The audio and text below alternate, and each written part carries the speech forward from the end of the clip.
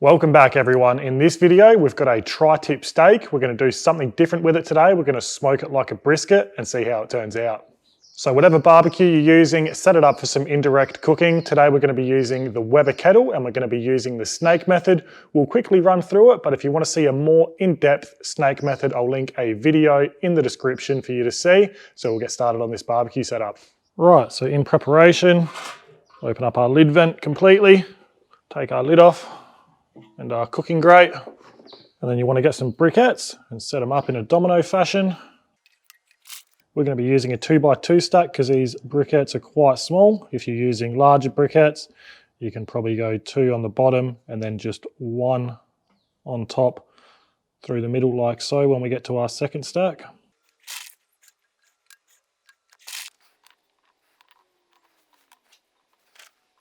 Right, and there you go. That should last us about 6 or 7 hours, I reckon. Right, now what we want to do is get a couple of firelighters going. And then we're going to get our chimney starter on top. And then we want to get about 12 briquettes, and we want to get them nice red hot and ashed over to start our snake. So we've got about 5 or 10 minutes now before our briquettes are going to be ready. So we've got this beautiful 2 kilo piece of tri-tip. It's a black onyx brand from our butcher at Austral Meats. So what we're going to do now is get it trimmed and seasoned up. We'll start by removing any excess fat and silver skin.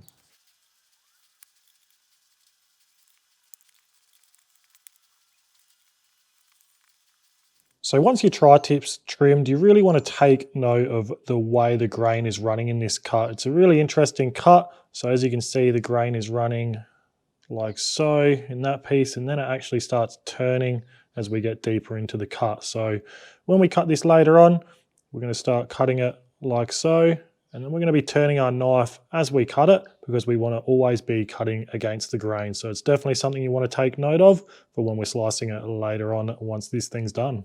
Right, so now we're all trimmed up, it's time to season our tri-tip. Now go ahead and use your favorite beef rub. We're gonna be using a combination of flavors today. We've got Top Shelf by our mates from Smoky Pastures, an incredible all-purpose seasoning, and then we're gonna top it off with our steak shooters. So we'll go ahead and give this tri-tip a nice even coverage on both sides. So we're all trimmed and seasoned up. Our briquettes should just about be ready, so let's have a look. Right, so our briquettes are nice, ashed over, red hot and ready to go. So we're gonna pour them in at the start of our snake. Just gonna make sure they're in a nice pile. And then we're gonna open our bottom vent right up. We can get a drip tray in there if you got one. And then we'll get our lid on and start letting the Weber preheat. So while the Weber's getting up to temperature, we can also get our smoking wood ready. Because this is only a small chunk of meat, we're just going to use one decent chunk of wood. We've chosen to go with some black wood from Natural Smoke. You can pick up smoking wood and some rubs from the Natural Smoke website. Again, I'll put that link in the description if you did want to buy some. But as for now, we're just going to get this Weber set up, preheated, stabilized off at our cooking temperature, and then we'll get this tri-tip on. Right, so our Weber's ready. Let's get this tri-tip in. So we'll get our wood chunk on at the start of the steak. We'll get our cooking grate on. We'll get our beautiful tri-tip. Then we'll get our lid back on. Right, our tri-tip's in. We're just going to let this go for a few hours now. We're going to control our Weber temperatures through the bottom vent only. If we need to increase temperature, we're going to open it up slightly. If we need to decrease, we'll close it down a bit until we find that sweet spot and we're nice and stable. But as for now, we're just going to come back in a few hours once we are happy with the bark and the color on this tri-tip. All right, we're 3 hours in now. Let's have a look at this tri-tip. Like I said before, we're gonna wrap this up once we're happy with the color. And if you're looking for an internal temperature, we're gonna be looking for around that 160 Fahrenheit or 71-ish degrees Celsius. So let's open this up and have a look. You'll also notice I've been keeping my lid vent always opposite to the snake, so the heat's passing over and through whatever you're cooking. So we are right on that 160 range in the thickest part. I'm happy with the color. Our bark's nice and set because you can touch it without it coming off on your finger. So let's wrap this thing up. Right, so we're going to be using some butcher's paper. We're also going to use some beef tallow in the wrap. So I've had this frozen from a previous brisket cook. So we're going to get a couple of nice little chunks there and just smear that where we're going to be wrapping this tri-tip up. This is going to really help with some moisture retention in the tri-tip. It's going to also add a nice flavour, so don't be shy. Spread it around, and then we'll also put some on top of the tri-tip as well. All right, I'm happy with that. So we'll get the tri-tip out now. We'll get some on top as well.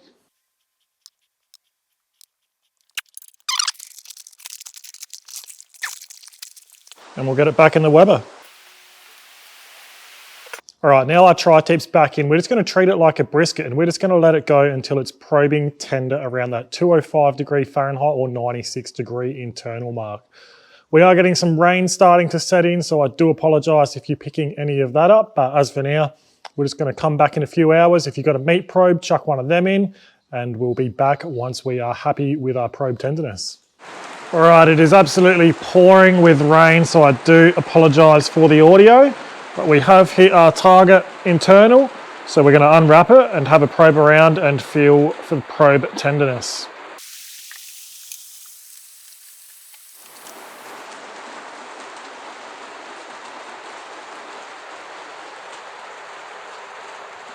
It's probing nice and soft.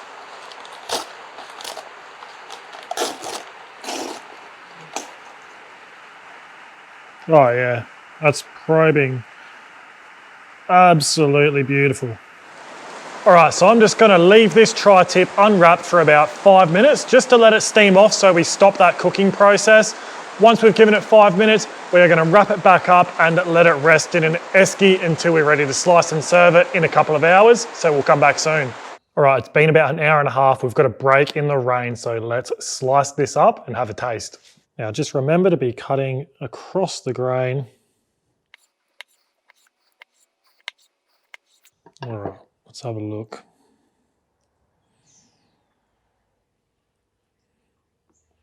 Lots of moisture in there. Bend test passes with flying colours. Holds up on its own weight. Pulls apart with ease. That's fantastic.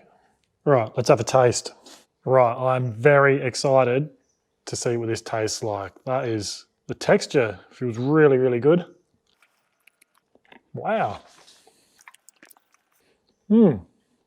That's bloody awesome. Just so tender, and there's so much moisture in there still. That is really, really good. I'll definitely be doing that again. That is really, really enjoyable.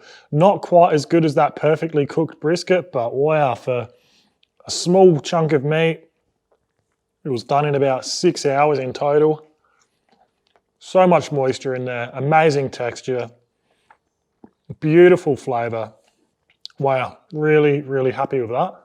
You've got to try that yourself. I think the beef tallow really helped keep a lot of moisture in there and added some really beautiful flavour too. So if you can pick up a tri-tip, don't hesitate to try that. If you've got any questions, drop them in the comments below. But that's the end of the video, guys. Thanks for watching, and we'll see you next time.